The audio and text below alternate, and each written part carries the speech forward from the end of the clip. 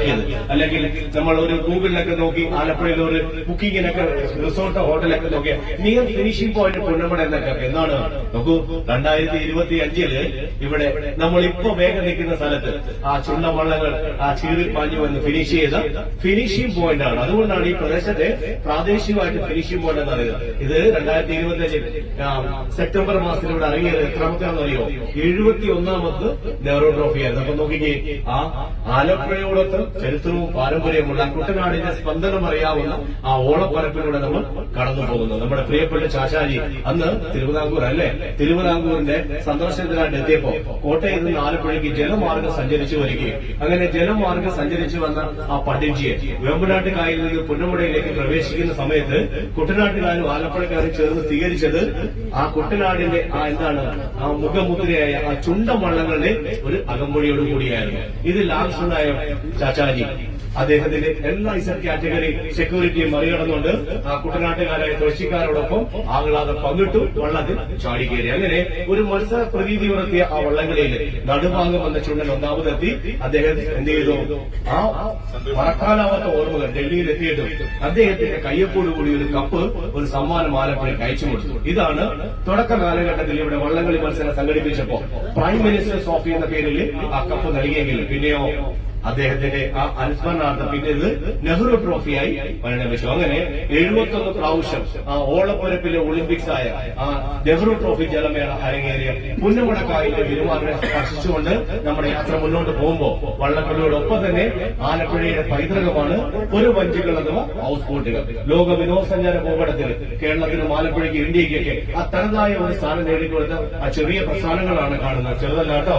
ഒരു ദിവസം കോടിക്കണക്കിന് രൂപയുടെ ടേൺ ഓവറാണ് ഈ അടുത്തൊരു 10 മിനിറ്റ് നമ്മൾ ഈ ഇടതുവശം കാണുന്ന ഈ പ്രസ്ഥാനങ്ങളുടെ ടൂറിസം വകയിൽ സർക്കാരിന് കിട്ടുന്നത്. ഒരു റൂമിൽ തുടങ്ങി ഏകദേശം 16-17 റൂം വരെയുള്ള വിവിധ രൂപത്തിലും ഭാവത്തിലുമുള്ള, അതായത് ഏകദേശം 3 സ്റ്റാർ ഹോട്ടലിൽ പോയാൽ നമുക്ക് കിട്ടുന്ന ഫെസിലിറ്റിയോട് കൂടിയ ആ ഹൗസ് ബോട്ടുകൾ അഥവാ പുരവഞ്ചികളുടെ കേരളത്തിലെ ഏറ്റവും വലിയ ടെർമിനലാണ് നമ്മുടെ യാത്രയിൽ ഈ ഇടപെടുന്നത്. പിന്നെയോ എക്സാക്ട്ലി നമ്മുടെ വേഗം കടന്നു പോകുന്നു തെക്ക് ദിശയിൽ നിന്നും വടക്ക് ദിശയിലേക്ക്. ഒരുപക്ഷെ നിങ്ങൾ TV ചാനലിൽ നെഹ്റു ട്രോഫി കാണുമ്പോൾ ഇവിടെ ഒന്നും ഹൗസ് ബോട്ടുകൾ കാണില്ല. പിന്നെ എന്താണ്? ജലോത്സവ പ്രേമികളായ ആളുകൾ ഇങ്ങനെ കൂട്ടം കൂടിയിരുന്ന് ആർപ്പ് വിളിക്കുന്നതും ആ പാട്ട് പാടുന്നതൊക്കെ കാഴ്ചയും വലതുവശം മോട്ടോർ ബോട്ടുകൾ, ഹൗസ് ബോട്ടുകളൊക്കെ ആയിട്ട് കാണികളിങ്ങനെ ജലോത്സവം കാണുന്നു. പിന്നെ നിങ്ങൾ കേട്ടിട്ടുണ്ട് വള്ളംകളി എന്തൊക്കെയാണ്? ചുണ്ടൻവള്ളം, വെപ്പുവള്ളം, ഓടി, ഇരുട്ടുകൂടി, ഇതൊക്കെ ഓരോ കാറ്റഗറിയാണ്. പക്ഷേ നെഹ്റു ട്രോഫി എന്ന ആ പണ്ഡിറ്റ്ജിയെ കയ്യൊപ്പ് നേടിയ ആ വെള്ളിക്കപ്പ് നേടുന്നത് ഈ കാറ്റഗറിയിലെ ഏറ്റവും വലിയ ഇനമായ 100-ലധികം കായിക താരങ്ങൾ പങ്കെടുക്കുന്ന ആ ചുണ്ടൻവള്ളത്തിലെ വിജയിക്കാണ്. അപ്പൊ കഴിഞ്ഞ പ്രാവശ്യം വിയപുരം എന്ന ചുണ്ടനാണ് ജയിച്ചത്. അപ്പൊ നിങ്ങൾ കേട്ടിട്ടുണ്ട് വിയപുരം, നടുഭാഗം, നെടുമുടി, ചമ്പക്കുളം, എടത്തുവ, കുട്ടനാട്ടിലെ ഓരോ ഗ്രാമങ്ങളാണ്. ഈ ഗ്രാമങ്ങളെ പ്രതികരിച്ചാണ് ഇവിടെ ആ ചുണ്ടൻവള്ളങ്ങൾ വരുന്നതും മത്സരിക്കുന്നത്. തുടക്ക കാലഘട്ടത്തിൽ കുട്ടനാടൻ ജനതയുടെ ആ കൈക്കരുത്ത് പരീക്ഷിച്ചിരുന്ന ഗ്രാമങ്ങളുടെ മത്സരമായിരുന്നു. ഇപ്പൊ എന്താണ്? കണമൊക്കെ മാറി ചാമ്പ്യൻസ് ബോട്ടിലേക്ക് എന്ന രീതിയിൽ 1 കോടി 2 കോടി രൂപയൊക്കെ ഒരു സീസണിൽ മുടക്കിയാണ് ഇവിടെ കായിക താരങ്ങളെ ഇന്ത്യയിൽ നിന്ന് പല സ്ഥലങ്ങളിൽ എത്തിച്ചാണ് ഇവിടെ മത്സരങ്ങൾ നടത്തുന്നത്. എനിവേ, നമ്മൾ യാത്രയുടെ ആദ്യഘട്ടം ആലപ്പുഴയെ എന്തുകൊണ്ടാണ് കിഴക്കിന്റെ വെനീസ് എന്ന് വിളിക്കുന്നത് ചെറിയ ഉദാഹരണങ്ങൾ കണ്ടുകൊണ്ട് നമ്മൾ യാത്ര പുന്നമടയുടെ ഓണപ്പരപ്പിലൂടെ പോകുന്നു. ഏതാനും നിമിഷങ്ങൾക്കാണ് നമ്മൾ എത്തിച്ചേരും പുന്നമട കായൽ താണ്ടി കേരളത്തിലെ ഏറ്റവും വലിയ കായലായ വേമ്പനാട് കായലിലേക്ക്. അവിടെ എത്തുമ്പോൾ കായലിലെ കൂടുതൽ വിശേഷങ്ങളുമായി ഞങ്ങളിലേക്ക് തിരികെ എത്താം. പിന്നെ ചെറിയൊരു അറിയിപ്പായിട്ട് കുടുംബശ്രീ ചേച്ചിമാരുടെ കാര്യമാണ് ആ മോത്തി സൂചിപ്പിച്ചു. ചേച്ചിമാർ നമ്മളോട് എത്തിയിട്ടുണ്ട്. നമുക്ക് ആവശ്യമായ ചായ, കോഫി, സ്നാക്സ്, വെള്ളം, വാട്ടർ, ഐസ്ക്രീം തുടങ്ങി എല്ലാ ലഘുഭക്ഷണങ്ങളും ആ നോൺ AC ക്യാബിൽ പ്രവർത്തിക്കുന്ന കഫറ്റീരിയയിൽ നിന്നും പൈസ കൊടുക്കണം കേട്ടോ. ടിക്കറ്റ് ചാർജ് യാതൊരു ബന്ധമില്ല. കുടുംബശ്രീ ചേച്ചിമാരാണ് ഭക്ഷണ കാര്യങ്ങളെല്ലാം നിങ്ങൾ നോക്കുന്നത്. അപ്പം നേരത്തെ പേയ്മെന്റ് കൊടുത്ത് അവിടുന്ന് വാങ്ങാം. പിന്നെ ഒരു 100 രൂപയ്ക്ക് ഒരു ടിപ്പിക്കൽ കേരള ലഞ്ചും നിങ്ങൾക്ക് അയാൾ കരുതിയിട്ടുണ്ട്. പിന്നെ അഡീഷണൽ ആയിട്ട് കരിമീനോ കാഴ്ചയൊക്കെ ഉണ്ടാവും. ഒന്ന് ചായ കുടിക്കാൻ പോകുമ്പോൾ അവരോട് ചോദിച്ചോളാം, ഡീറ്റെയിൽസ് ആയിട്ട് തന്നെ പറഞ്ഞു തരും. ഫൈനലി ചെറിയ റിക്വസ്റ്റ്, വേറൊന്നുമല്ല.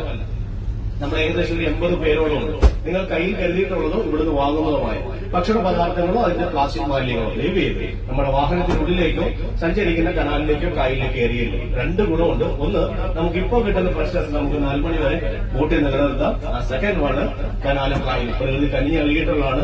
നമ്മൾ ഇനി ഭാവിയിൽ ആ ഒരു വരുമാനം വാങ്ങുമെന്ന് പറയാൻ ചിലപ്പോൾ ഇതൊക്കെ തന്നെ ആയിരിക്കും. അപ്പൊ ഇതിനെ നിലനിർത്തേണ്ടത് നമ്മൾ ഓരോരുത്തരുടെയും ആവശ്യമാണ്. നിങ്ങളുടെ ഓരോരുത്തരുടെയും അഴിയ സഹകരണം കൂടി പ്രതീക്ഷിച്ചുകൊണ്ട് നമ്മൾ യാത്ര മുന്നോട്ട് നീങ്ങുന്നു. പിന്നെ നോൺ AC യിലുള്ള സഞ്ചാരികൾ നിങ്ങൾക്ക് പുറകിൽ കാഴ്ച കാണാനുള്ള സൗകര്യമുണ്ട്. നമുക്കറിയാം നിങ്ങൾ ഓരോരുത്തരുടെ സഹകരണമാണ് നമ്മുടെ യാത്രയുടെ വിജയം.